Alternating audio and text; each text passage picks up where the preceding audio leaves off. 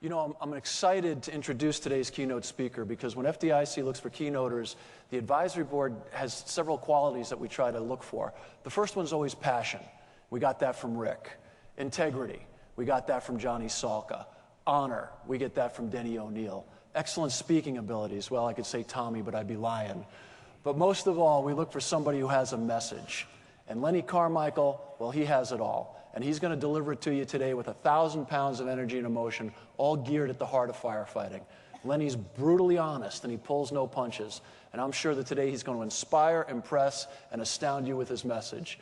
Leonard J. Carmichael, Jr. is a captain with the Trenton, New Jersey Fire Department. He's qualified as a Level 2 instructor with the state of New Jersey. He's a deputy chief instructor with the Mercer County Fire Academy and an assistant instructor at the Trenton Probationary Fire School. He's an adjunct instructor with the National Fire Academy. Lenny's the owner of Fire Training Associates, provides emergency response training. He has an associate's degree in fire science administration from Mercer County Community College. He's seeking a degree in bachelor of science from the administration from the New Jersey City University. He's also a full-time dad, an absolutely wonderful human being, and he's going to close us today. He's going to be our keynote speaker. You're going to absolutely love this guy. Ladies and gentlemen, our keynote speaker for today, Captain Lenny Carmichael.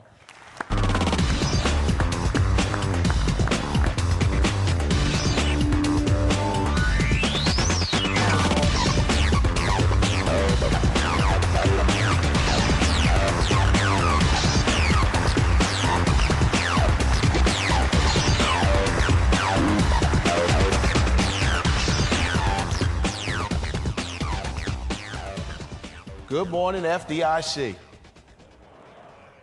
Wow, was it that bad last night? Thank you, Bobby, for that warm introduction. I started to get a little bit nervous because I started to get thinking, looking at Bobby and, you know, who was he talking about? Just kidding. I've been very fortunate to travel, learn, and grow in this profession. I've shared many good times with information and also with many people in this game we call the fire service.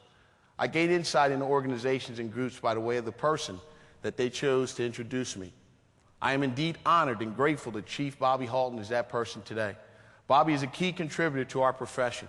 He is a true gentleman. Bobby is a role model, a mentor, and most importantly, a true friend that we all can call a true brother. I would like to thank Penwell Publishing, owner Bob Biachini, Executive Director Eric J. Slett, Vice President Lyle Holt, Conference Director Diane Feldman, and all the members of Fire Engineering for this opportunity. There are many people who have worked many hours both night and day for this conference that do not receive the recognition they deserve. Please show your appreciation for their hard work and let them know that we could not put the best firefighting show on earth by giving them a big round of applause.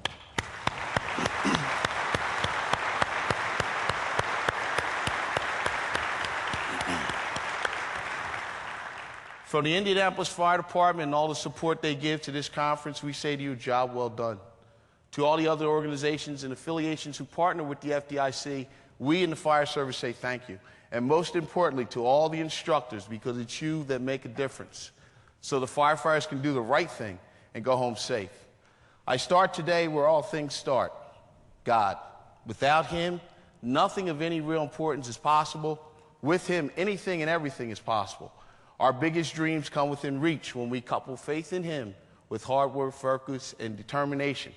I'm very blessed, honored, and humbled to be here in front of you today.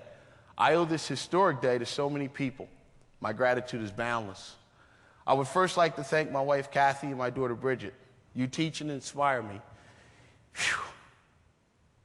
Thought I was going to get through that without breaking down. You teach and inspire me. And I'm glad for God giving you every day. To my mother, June Husband, I know that you are here with me today as you are with me every day. You gave me this foundation for this moment. And if it wasn't for your devotion, support, sacrifices, and tough love, I would not be here today. Thanks, Mom.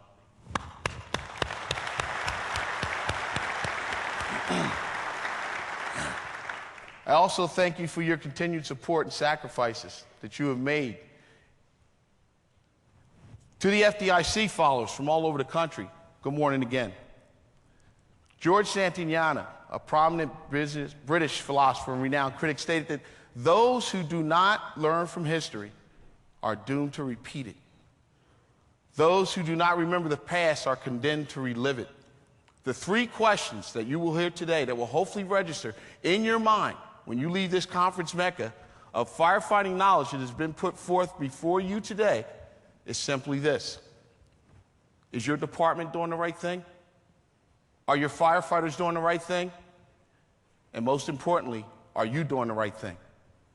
There is no surprise that firefighting has been described as one of the nation's most hazardous occupations. As of 2005, there are an estimated 1.1 million firefighters in the United States, comprising of 313,000 career and 823,000 volunteer firefighters. If you look at the NIOSH reports, there are three distinct things that stand out at you that should signal a red flag. There seems to be a phenomenon associated with all fatalities, and it's called the domino effect. Everybody in here has pretty much played dominoes when you're a kid, right? What happens to the one domino? You load them all up, and your brother or sister or one of your playmates comes over and hits the one domino, and it tends to be a domino effect. Heart disease, responding and returning from alarms, and fireground safety accountability have contributed to this domino effect. And then another will occur. Looking at one thing, something else will occur. And it will continue until one of three things happens. One, it will cause a fatality. Two, it will cause an injury. Three, somebody will intervene and do the right thing and prevent a fatality and or injury that will ensure that everyone goes home. Prevention and intervention is our best defense that we can use to attack and handle this deadly phenomenon that contributes to firefighter fatalities on a yearly basis. When looking at some statistics regarding firefighter fatalities, I would like to share with you some information that asks the question, are we doing the right thing?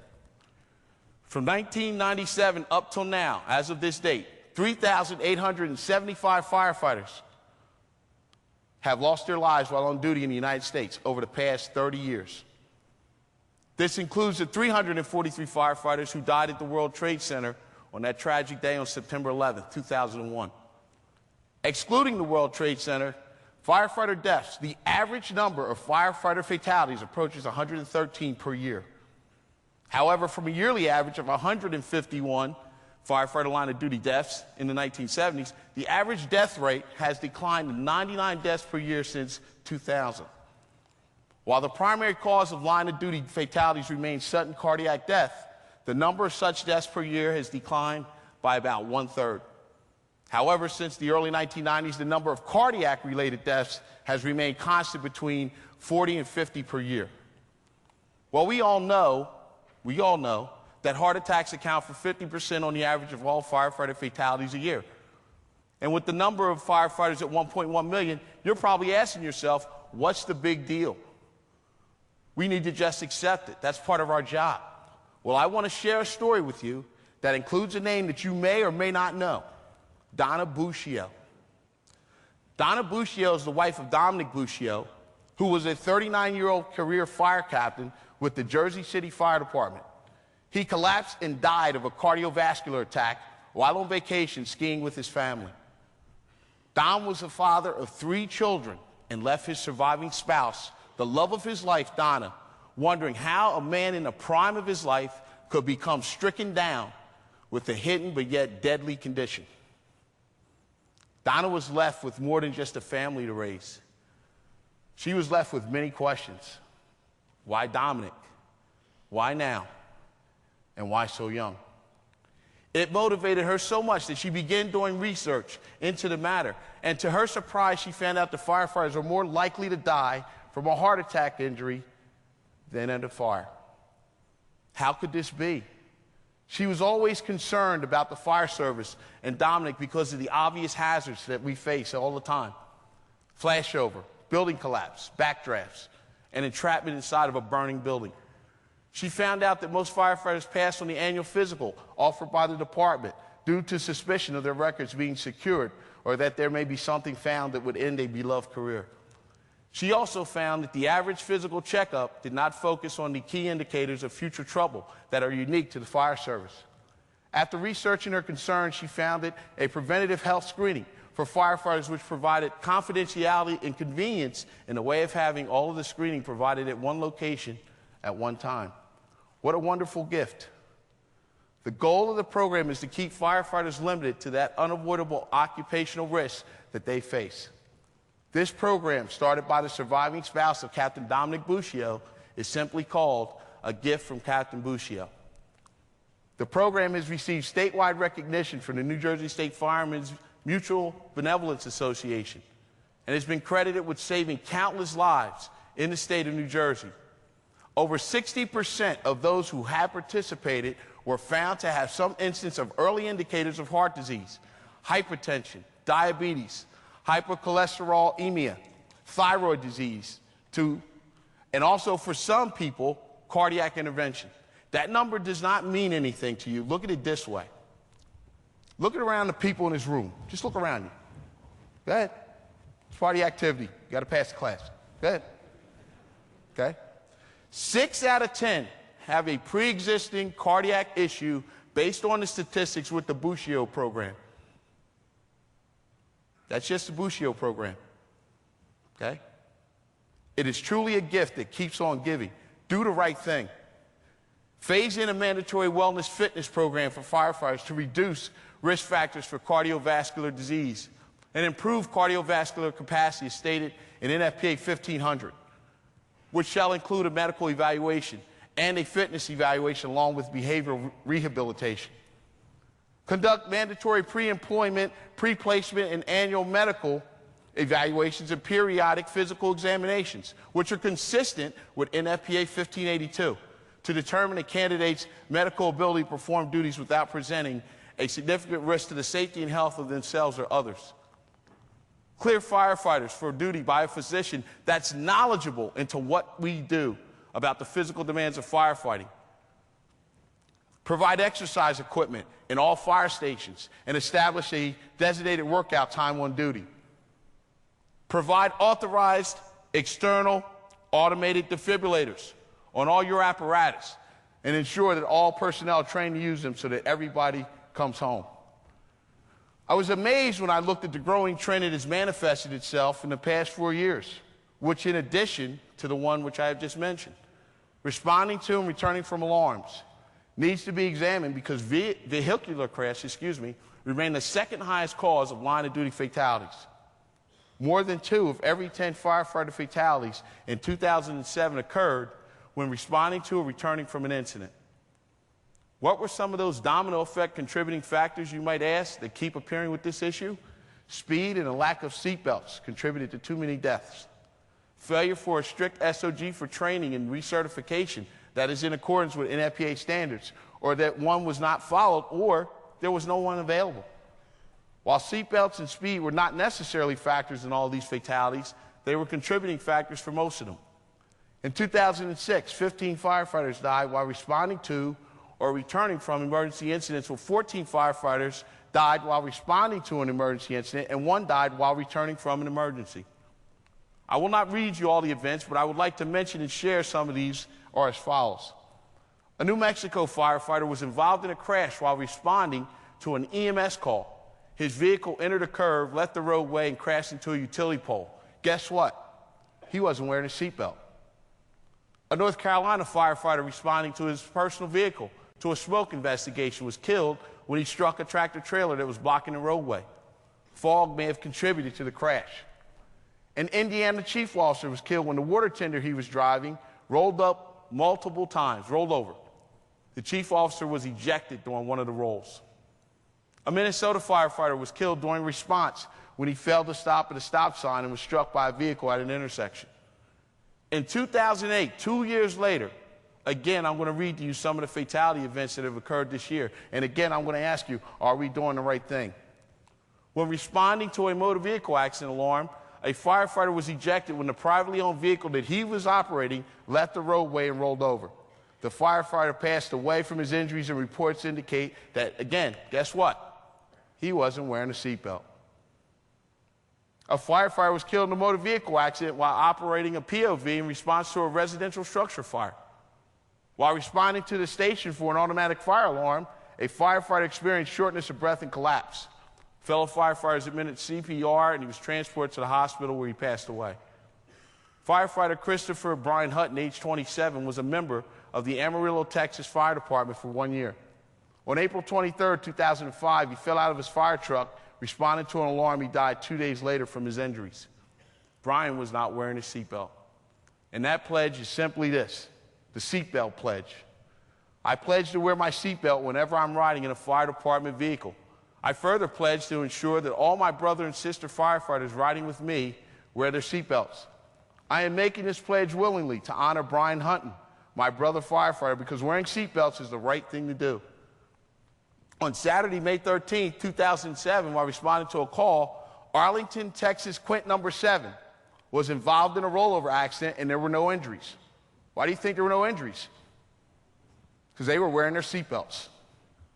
This is a fine example of what this pledge is all about. The crew of Quint 7 can go home to their families. This is one less funeral that our brothers and sisters could have attended. All board of directors of the International Association of Fire Chiefs have signed the seatbelt pledge. And additionally, all the board members who are active chiefs have obtained 100% compliance in their departments. Why can't you do the same thing? Thank you, International Association of Fire Chiefs, for supporting this. As of right now, there are approximately 48,000 members nationwide who have taken the pledge. They're doing the right thing. Are you and your fire department going to do the right thing? Or are you going to give us lip service? Establish and implement and enforce standard operating procedures on emergency vehicle operation. Ensure all drivers of fire department vehicles are responsible for the safe and prudent operation of the vehicle under all conditions. Ensure all drivers of fire department vehicles receive driver training at least twice a year, or as often as necessary to meet the requirements of NFPA Standard 1451, but not less than twice a year.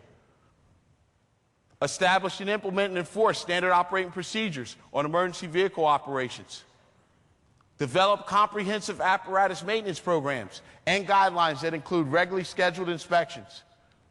Documentation and ensure that all apparatus are taken out of service when defects are identified and are repaired before they're placed into service. Develop and enforce SOPs for seatbelt usage, and most importantly, ensure that seatbelts for all riding positions are in proper working order prior to each shift and ensure that firefighters wear them. Each year, firefighters becoming trapped and disoriented represent the largest portion of structural fireground fatalities.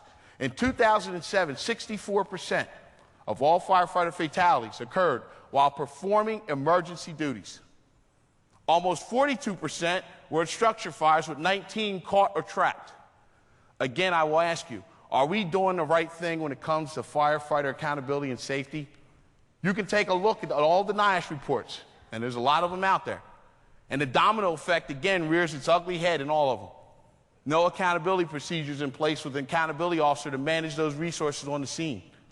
No incident safety officer. No RIC crew assigned. No communications and or a lack thereof. No use of the National Incident Management System. Lack of PPE usage. Company officers and chief officers, this message is for you, as well as it is for the firefighters, but more importantly for you, because you set the tone. You set the standard. And whether you believe that you are or not, you are a role model. You do the right thing and ensure that that when you set the example for which you want your people to follow. Put on all of your PPE and lead by example to show that you are a true leader, not only in your department, but to the people who have coached and mentored you throughout your entire career, especially the hot instructors and all the classroom instructors here at FDIC. Use and mandate the NIM system at all of your incidents to ensure that accountability takes place, and you know where all of your people are on the fire ground. It amazes me still to this day why some departments do not comply with a federal mandate called NIMS.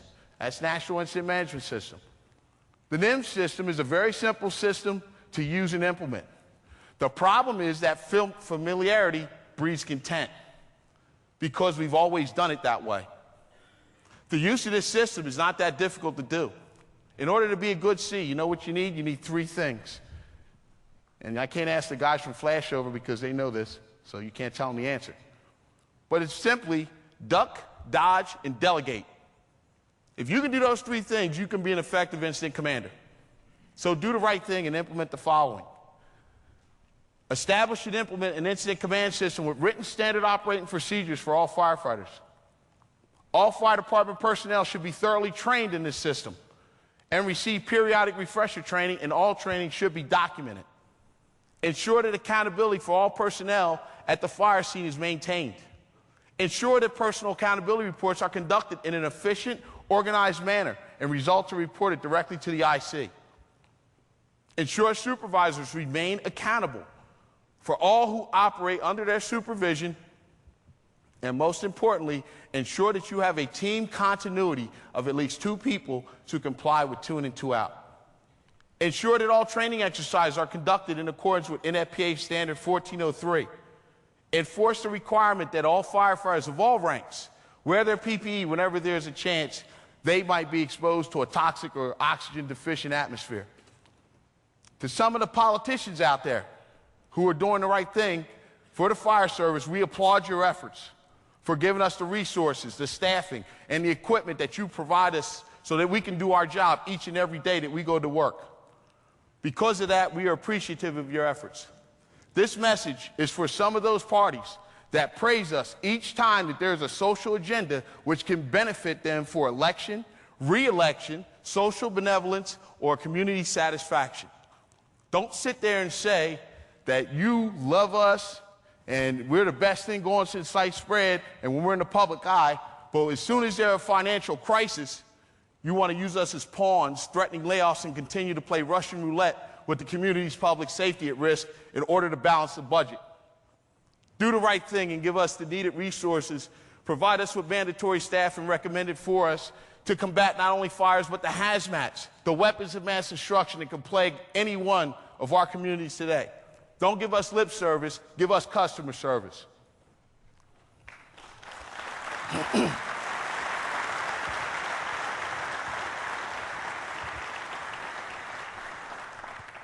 I have the opportunity every year to work with some outstanding individuals in the flashover simulator. Led by lead instructor Joey Birchtold and assisted by Sean Grass. This is just one example of the many hot class groups within this conference that are involved, okay, that reinforces the students to do the right thing.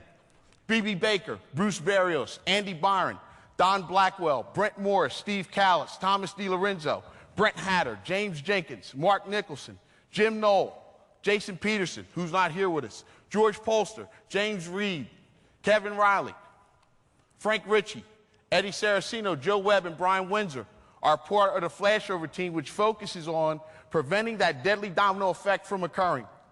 Do the right thing for all of your instructors that have sacrificed time away from their families to come here and pass on to you their skills that they have learned and acquired throughout their career. But if you don't want to do it for the instructors that have trained you, do it for the people that you work with on a day-to-day basis. I would like to thank Acting Director Henry Gliatone for allowing me to come to this conference, and every member of all ranks of the City of Trenton Department of Fire and Emergency Services organization for all of their support. I am blessed to be involved with a highly motivated collection of individuals who operate at a high level each and every day that they come to work. Do the right thing for the people that you work with side by side so that when there is a crisis, you know who will have your back. But if you don't want to do the right thing for the instructors that have trained you, you don't want to do it for the right people that you work with, there's only one important reason besides yourself of why you want to do the right thing. I'm going to share something with you which sort of caught my eye, and it sort of sums up everything that I was saying here today. It's actually a cartoon, and it was actually put out by Paul Combs, and I'm going to read it for you. Dear Dad, you have been going now for 10 years, and much has happened. I grew up strong and proud, just like you wanted. I graduated high school with honors, achieved a college degree, and will graduate very soon from the Fire Academy myself. But I'm writing this letter for the simple joy of telling you that I'm getting married. I wish you could meet Doug. I wish you were here to walk me down the aisle. I wish you would have simply buckled up that day. Do the right thing so that everybody goes home safe and sound. Do the right thing so that you can go home and see your family. Do the right thing for the people that you work with. Do the right thing. To all of those people who have encouraged me and supported me in the public safety fire service profession, and there are many, retired Battalion Chief Jeffrey Gore, Chiefs Gary Seidel and Billy Dukes, Deputy Chiefs Dwayne M. Dodwell, James Smith, Mike Smith, Billy Goldfeder, Billy Shoulders, Battalion Chiefs Michael Robinson, Kareem Bashir, and Don Forsyth, Superintendent of the National Fire Academy, Dr. Dennis O'Neill, Deputy USFA Director Charlie Dickinson, Branch Director Hugh Wood, retired Deputy Chief Philip McLaughlin, Ed Donakai, Chris, Matt, Denise, Tanya, and Jen from the Sim Lab, and everyone else from the NFA, and there's so many others who are not here today.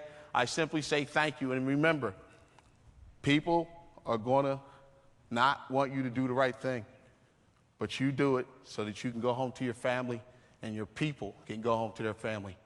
Thank you very much. Have a good conference.